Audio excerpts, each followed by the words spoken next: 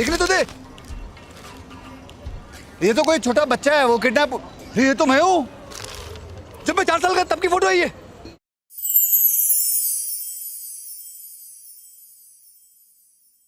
অক্ষয় কুমার বলিউডের মুকুটহীন রাজা। তার বহুমুখী অভিনয় দক্ষতা ও চিত্তাকর্ষক পর্দা উপস্থিতির জন্য বিশ্বব্যাপী পরিচিত। প্রতিটি চরিত্রে নতুন জীবন সঞ্চার করে।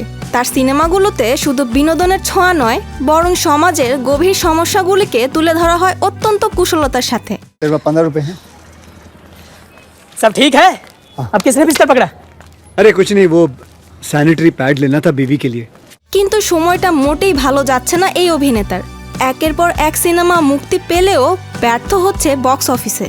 প্রভাস দীপিকা অভিনীত কালকি 2898 এডি সিনেমার তাণ্ডবের মাঝেই 12 জুলাই মুক্তি পেয়েছে অক্ষয়ের নতুন সিনেমা সারফিরা। এটি অক্ষয়ের ফিল্ম ক্যারিয়ারে 150তম সিনেমা।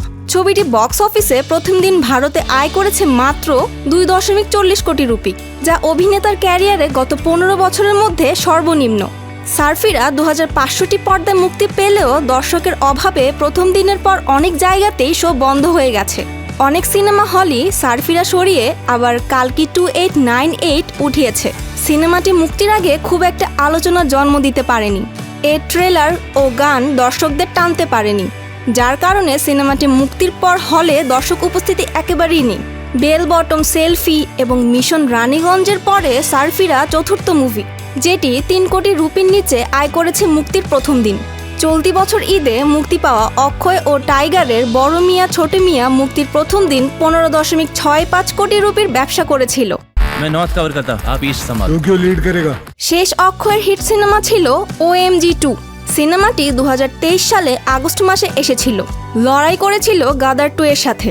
সিনেমায় অক্ষয়কে এমন এক ব্যক্তির চরিত্রে দেখা গেছে, যিনি স্বল্প আয়ের মানুষের জন্য সাশ্রয়ী মূল্যের একটি বিমান সংস্থা তৈরির দায়িত্ব নিজের কাঁধে তুলে নেন। সিনেমাটিতে অক্ষয় ছাড়াও রয়েছে রাধিকা, পরেশ রাওয়াল, সীমা বিশ্বাসের মতো অভিনেতা অভিনেত্রীরা। करेगा ना? ओ आई बस चलो।